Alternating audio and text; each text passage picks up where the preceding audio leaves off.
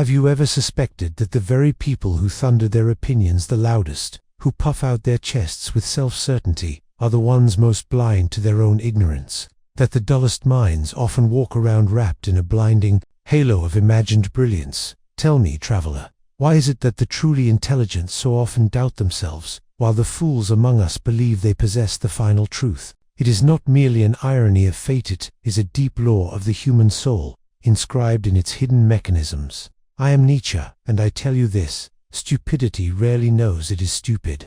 Ignorance has no mirror, and the stupid man's greatest tragedy is not merely that he knows little, but that he cannot see that he knows little. His blindness is total, and he wears it like a crown.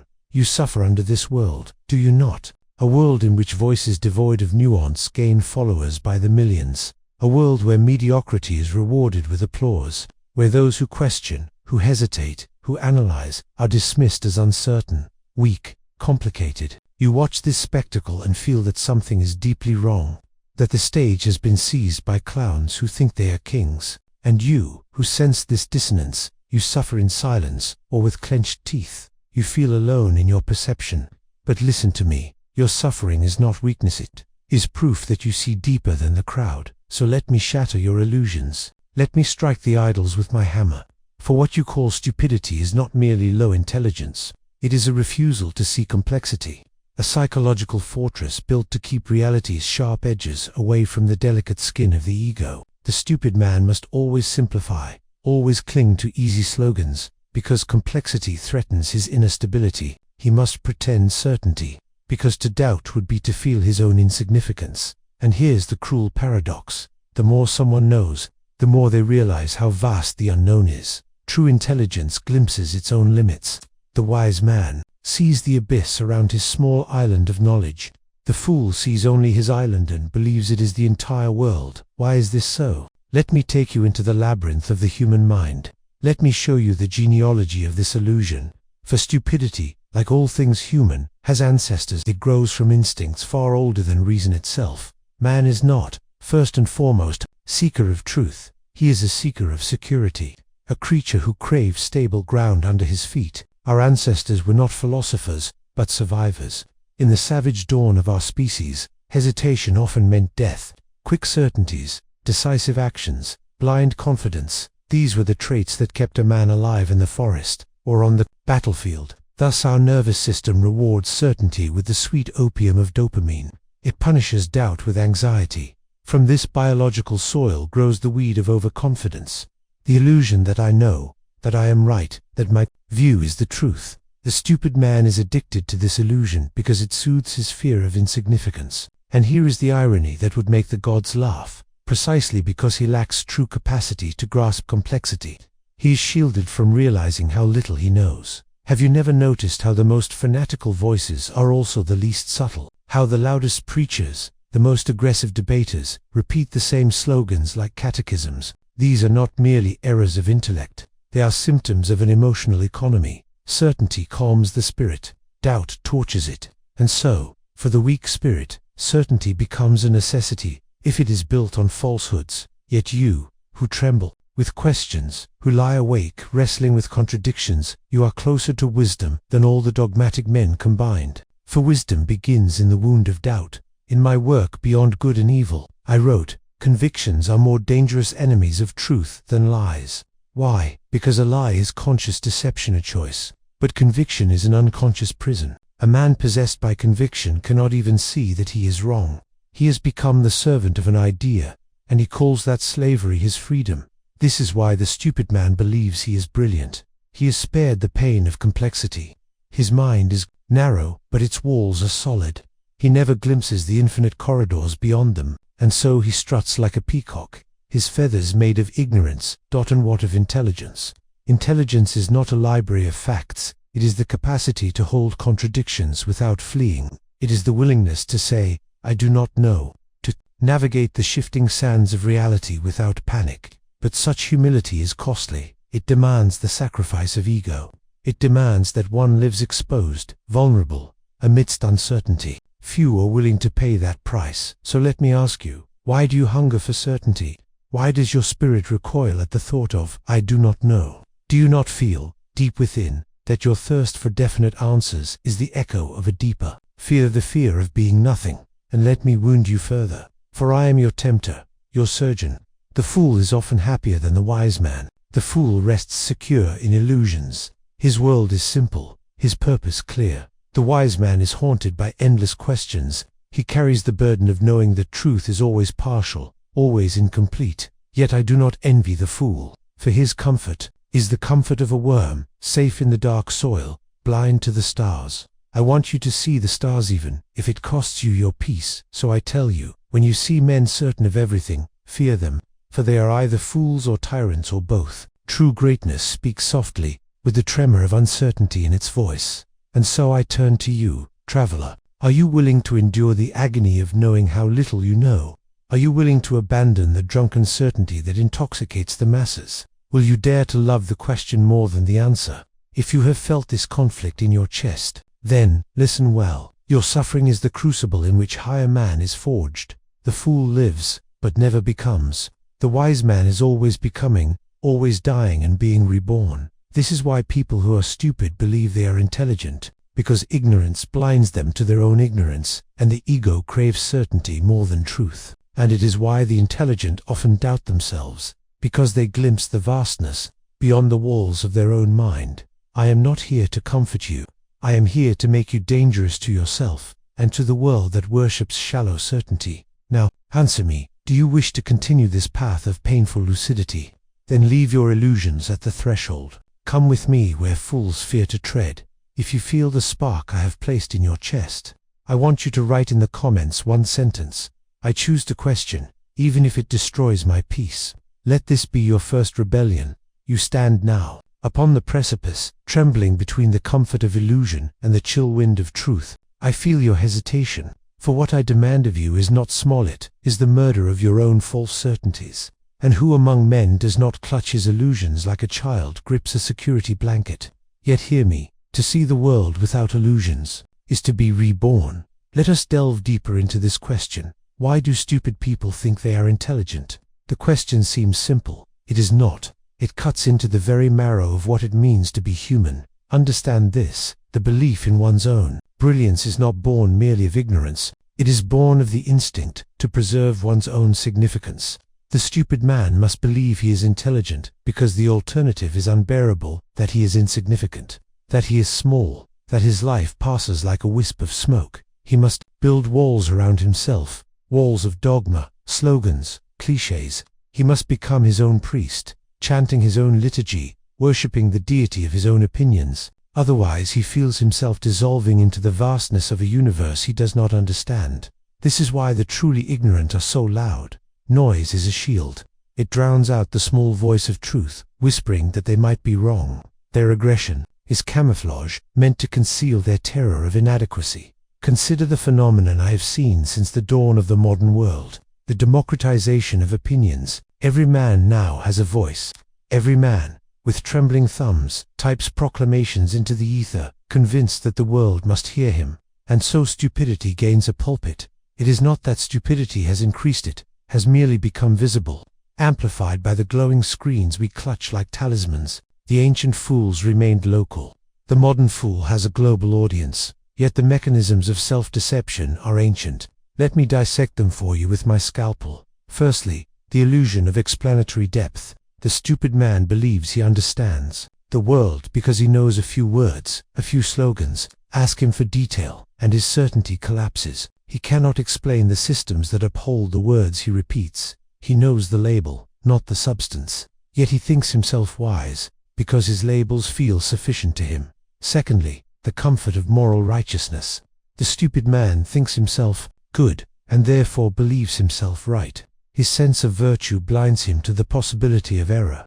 He does not analyze himself because he has decided, once and for all, that he is the hero of the story. This is the morality of the Hertha, morality I have so often attacked.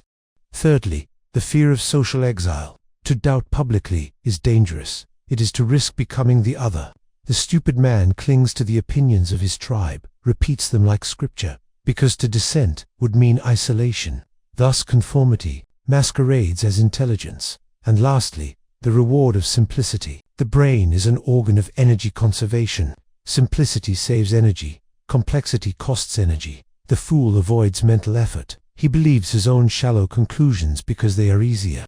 His laziness becomes self-deception. So tell me, traveler, how many times have you watched a man argue furiously about topics he has never studied? How often have you heard someone speak with absolute authority about science, philosophy, politics, psychology, fields in which they have read nothing, and yet their confidence remains unshaken? For confidence in the stupid man has no correlation to competence. I am reminded of a passage from my genealogy of morals, where I said that humans do not simply adopt values, they create them to justify their instincts. The stupid man's conviction that he is wise is a value he creates to protect his own vanity. His ignorance becomes sanctified, and this, I tell you, is a moral phenomenon.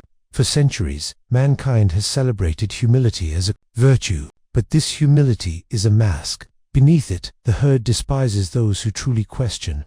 The herd demands that we all believe the same slogans, chant the same truths, weep at the same tragedies, rage at the same villains. And the fool thrives in this environment because he never questions his own emotional reactions. He confuses his feelings for truth. The wise man, however, is alone. He cannot be certain. He sees too many sides to every issue. His intellect gnaws at every dogma. He refuses to belong fully to any tribe, and so he is labeled arrogant, cold, elitist. The masses prefer the simple man who tells them what they wish to hear. Let me confess to you something from the depths of my own soul. I have known the agony of this vision. I have felt the weight of knowing that truth is not a sanctuary, but a wilderness, that to seek truth is to exile oneself from the comfort of the tribe. Yet I would not trade this exile for the soft chains of stupidity. For even in my solitude, I remain sovereign over myself. The fool is never sovereign.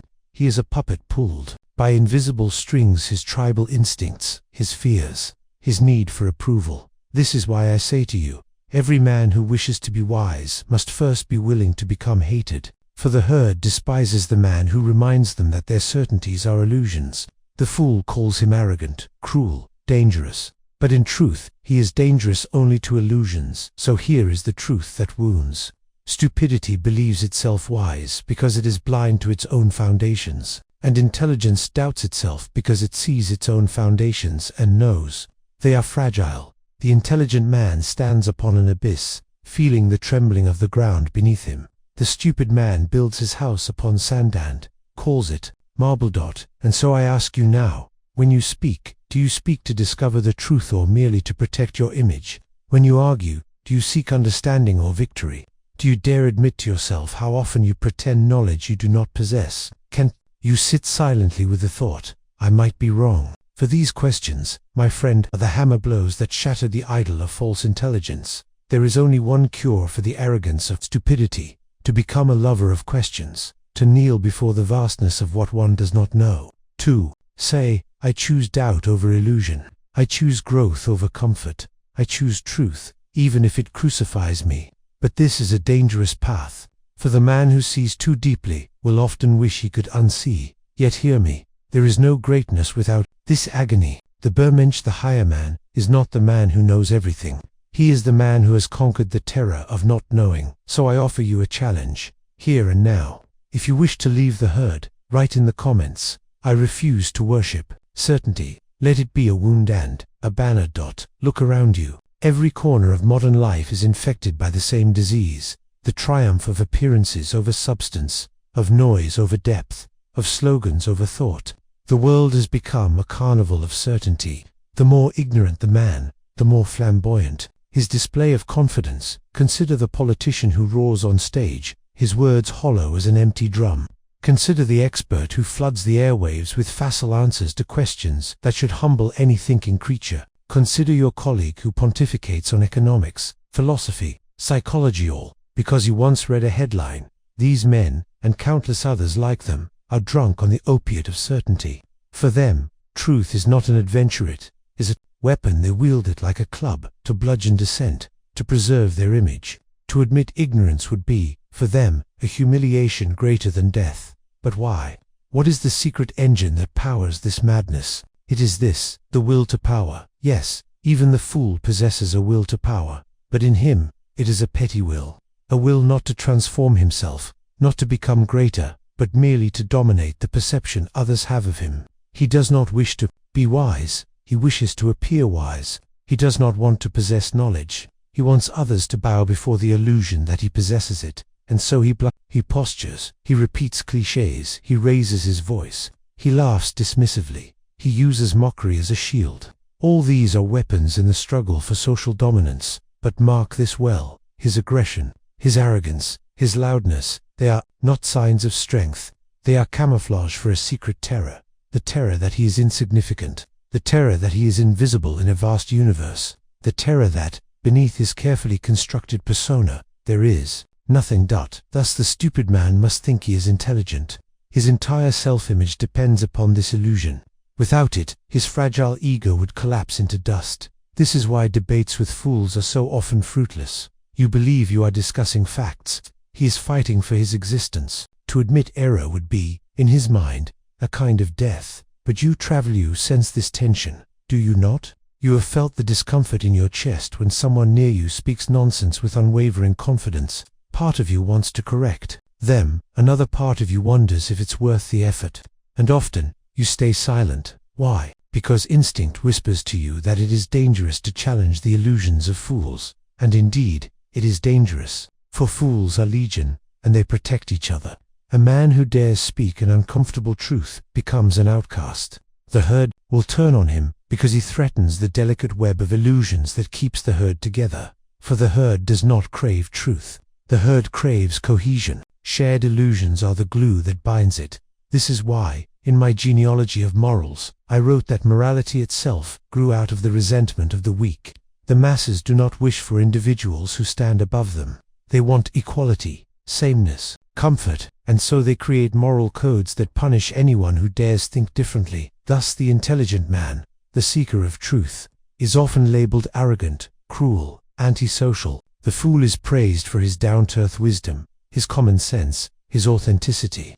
But let me tell you a secret, there is no common sense. There is only the comfort of the herd. And so the question arises, is there any hope? Is there any cure for this plague of false intelligence? Yes, but it is a cure few are willing to take. The cure is self-confrontation. Though intelligent man doubts himself, not because he is weak, but because he is willing to examine himself, he shines a light into the dark corners of his mind and asks, where am I ignorant? Where do I pretend knowledge? Where do I cling to certainty out of fear? The fool never does this. He is terrified of what he might find. He must believe he is whole, consistent, wise. He cannot tolerate the chaos within himself. But here is the truth. All of us are ignorant. All of us are inconsistent. All of us, in some corner of our being, are fools. Even I, Nietzsche, have stumbled in darkness. Even I have spoken with too much certainty at times. But I have also wielded my hammer against my own idols. I have shattered my own convictions, so that I might see what lies beneath them. This, my friend, is the path of the philosopher. Not to accumulate opinions, but to destroy them. Not to seek comfort, but to endure discomfort. Not to worship truth, but to dance around it, knowing it can never be fully grasped. So I ask you now, when was the last time you said, I don't know? When was the last time you let silence exist, instead of filling it with empty words? When was the last time you confessed your ignorance, even to yourself? These questions are weapons. They pierce the armor of the false self. You must become your own surgeon.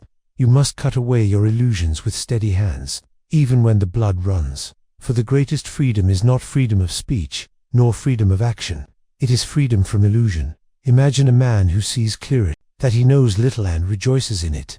Imagine a man who holds his opinions lightly, who listens more than he speaks, who remains open to correction. Such a man is rare. He will be misunderstood, but he will be free. And let me wound you with another truth. Certainty is the enemy of becoming. To be certain is to declare oneself finished, complete, beyond growth. To doubt is to remain fluid, alive, capable of transformation. The fool is static. The wise man flows.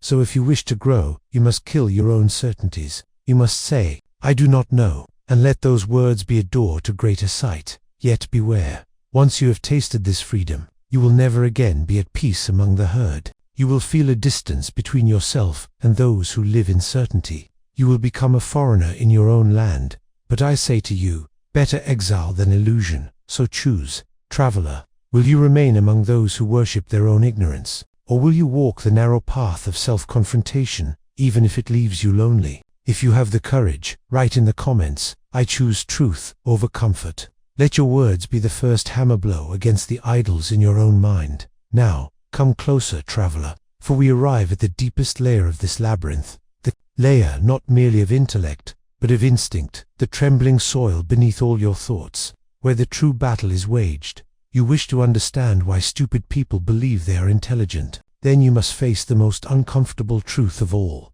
The mind serves not truth, but survival. Man's first instinct is not to know, but to endure, to remain whole, to remain unshattered. From this impulse springs the magnificent architecture of self-deception. I ask you, do you think truth is loved by the human soul? No, the soul fears truth, for truth dissolves its illusions, its comforts, its gods. The human soul loves illusions far more dearly than facts. It prefers a small lie that consoles to a vast truth that terrifies. This is why the truly stupid man appears so confident. His ignorance shields him from terror. He does not see the abysses. He does not suspect how fragile his knowledge truly is.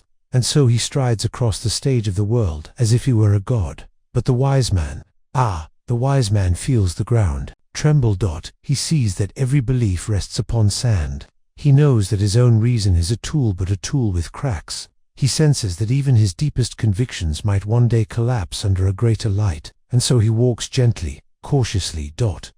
You understand now why the wise so often appear hesitant, even timid. It is not weakness. It is reverence, reverence before the vastness of reality. And this is precisely why the world often despises the wise. Look at how the herd loves confidence. Observe the crowds. They gather around any man who speaks loudly, who gestures grandly, who claims to possess certainty. The herd loves nothing so much as certainty is the opiate that calms their fear of chaos. Thus, the man who doubts, who hesitates, who refuses to speak beyond what he knows, is labeled weak, uncertain, elitist. But tell me, traveler, which of these men do you trust more? The one who says, I know, with eyes blazing, or the one who whispers, I do not know enough to speak? Here is the great tragedy of our time. We have mistaken confidence for wisdom, and this confusion has become deadly in the modern world, for technology has given fools a megaphone. Once, a fool could harm only his village. Now he can poison the minds of millions. It is no accident that conspiracy theories thrive in this age. They offer the greatest gift to the insecure soul, the illusion of secret knowledge. Consider this: the man who knows nothing of virology, of politics, of psychology, suddenly believes himself an enlightened rebel because he has watched 3 videos online. He becomes a warrior against the system, convinced he sees hidden truths that the masses cannot. He wears his ignorance like a badge of honor, but the truth is far simpler and far darker. His belief that he knows more than experts, that he has awoken, is not wisdom. It is a desperate act of self-importance. It is a refusal to feel small in a universe that dwarfs him, and so he clings to his illusions, not because they are true, but because they make him feel significant. Traveler, how many times I have seen this pattern. In my own time, it was the moral crusaders who believed they alone possessed the divine truth. Today, it is internet prophets, social media sages, influencers, whose knowledge is a thin film stretched over an abyss of ignorance. And all of them share one trait: they cannot say, I do not know. This is why I wrote in Twilight of the Idols, convictions are prisons. Understand me, convictions are not merely beliefs. They are cells into which the spirit locks itself. They allow a man to stop thinking, to stop doubting, to rest. But you were not born to rest. You were born to become. And so I must wound you again, traveler, for you come here seeking wisdom. I must tell you this: your own mind deceives you. Do not imagine that only others are stupid. Do not imagine that you are immune to illusion because you are listening to me. Even as you nod your head, part of your mind is whispering, yes, but this does not apply to me. That is your ego protecting itself. So I demand of you, examine yourself. Where do you speak with certainty about topics you have not deeply studied? Where do you repeat slogans simply because they make you feel righteous? Where do you cling to ideas because they make you feel superior to others? Where does your pride prevent you from learning? These questions are not comfortable. They are not meant to be. They are the hammer that smashes your inner idols. Let me show you why it matters. A man who admits his ignorance becomes a vessel for learning. He remains supple, capable of transformation. The man who insists he knows everything becomes ossif. He can no longer grow. Consider a tree. The tree that bends survives the storm. The tree that stands rigid cracks and falls. So it is with your mind. But there is another reason to embrace uncertainty, one even deeper: joy. Yes, joy. For there is an intoxication in living as a question, not an answer. There is ecstasy in knowing that every day might bring new knowledge, new perspectives, new revelations. When you give up the illusion of certainty, you discover something astonishing. The world becomes more alive. Every encounter is a possibility. Every conversation is an exploration. Life becomes an adventure, rather than a script. This is the spirit of Dionysus, whom I praised in the birth of tragedy, the god of chaos, of music, of ecstatic transformation. Dionysus laughs at rigid certainties. He dances through contradictions. He tears down boundaries so that new worlds might be born. And so I say to you, the wise man is not the one who knows the most facts. He is the one who can dance amidst the fragments of shattered truths. I do not want you to become a mere skeptic who doubts everything and accomplishes nothing. I want you to become a creator, a man who takes the broken pieces of old certainties and fashions new values. For that is the task of the Bermenscher, the one who creates his own path, his own meaning, his own truth, knowing that all truths are provisional. So choose, traveler, will you remain imprisoned in the illusion of your own brilliance, or will you join me in the wild dance of perpetual becoming? If your answer is yes, write in the comments, I choose the dance over the prison. Let it be your pact with yourself. Come closer still, traveler, for we stand now upon the edge of the highest peak and the deepest abyss. From here, we look down upon the world in all its glittering illusions. And I must ask you one final brutal question. Are you willing to live without illusions? This is the price of true intelligence. To see the world not as we wish it to be, but as it is, chaotic, shifting, cruel, magnificent. To accept that knowledge is provisional, that every certainty is a temporary scaffolding built over an ocean of unknowns. This, traveler, is what the fools cannot endure.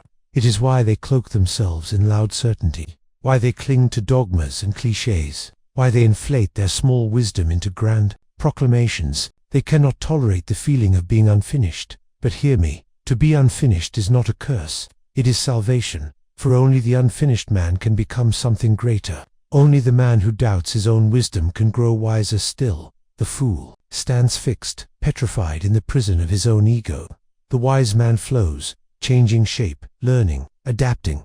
And so we return to our question: why do stupid people believe they are intelligent? Because it is less painful to pretend certainty than to feel one's own ignorance. Because self-deception is an armor against the terror of insignificance. Because confidence earns applause, while humility earns suspicion. But also because we have built a civilization that rewards appearances over substance. Look around you. Who receives fame, wealth, and influence? The man who speaks carefully, who weighs his words, who admits complexity? No, it is the man who shouts, who simplifies, who reduces vast issues to simple slogans. The herd has no patience for subtlety. It hungers for heroes, villains, and stories that make sense. And so the fool, confident and unreflective, rises to the top. This is why it has always been the fate of the philosopher, the artist, the true thinker, to dwell apart, to be misunderstood, sometimes to be hated. In Exe Homo I spoke of myself as a destiny, and indeed, any man who dares look reality in the eye becomes a destiny for himself, and for others, he becomes a living question mark. And the herd fears questions more than anything. So I ask you now, do you wish to become such a man? Do you wish to become a destiny? If so, then let me arm you with truths that wound and liberate. First, knowledge will never be complete. No matter how much you learn, the horizon will keep retreating. Each answer spawns new questions. You will never arrive at final certainty. But this is not cause for despair. It is the secret source of life's endless richness. Second, your mind is not a fortress. It is a field. Thoughts grow there like wildflowers, but also like weeds. You must become a vigilant gardener. You must uproot illusions again and again. Third, there is no virtue in humility. If it is merely submission, the fool may seem humble because he repeats what the herd demands. But true humility is not servitude. It is the courage to say, I do not know, and to keep seeking anyway. Fourth, freedom lies in self-overcoming. The fool worships his own opinions. The wise man smashes his own idols again and again, forging himself anew each time. Fifth, life is tragic and magnificent. To live without illusions is to stand exposed to suffering, but it is also to stand open to joy beyond measure. For the man who sees reality nakedly can also say a deeper yes to existence. This is why I preached the doctrine of amor fati, the love of fate, not merely to endure life, but to embrace it, with all its pain, chaos, and uncertainty. The fool flees from suffering. The wise man uses it to grow. And so, traveler, I ask you now, can you live without applause? Can you hold your convictions lightly, ready to discard them when truth demands it? Can you become your own harshest critic and your own loyal friend? Can you dance with uncertainty rather than hide from it? If so, you are already leaving the herd. You are becoming one who creates his own values, one who chooses truth over comfort. You are approaching the path of the Bemensch, not a perfect being, but a man who creates himself anew each day. For remember, there are no final answers. There is only the courage to keep questioning. The fools of this world will keep proclaiming themselves wise. Let them. Their certainty is their cage. But you, if you have listened to me, if you have felt my words burn into your flesh, you are free, free to become who you have never dared to be. And I tell you this, it is better to live 1 hour in that freedom than a lifetime in the illusions of the herd. For the greatest crime is not ignorance. The greatest crime is refusing to know oneself. So I leave you with these final words. Shatter your idols, doubt your certainties, love your fate, create yourself. For the measure of a man is not how much he knows, but how deeply he is willing to question himself. And if you have heard me truly, if my hammer has struck the idols in your own soul, then I ask one last thing of you. Write in the comments, I choose to become. Let these words be the birth cry of your new self. Let them echo across the silence of your fears. For I am Nietzsche, and I say to you, there is no higher destiny than to forge yourself anew in the fire of perpetual becoming. Thus ends our journey for now. But remember, the abyss is always waiting, and it gazes into you. Let that gaze make you stronger. Let it make you free. Farewell, traveler. Go forth and become your own creator.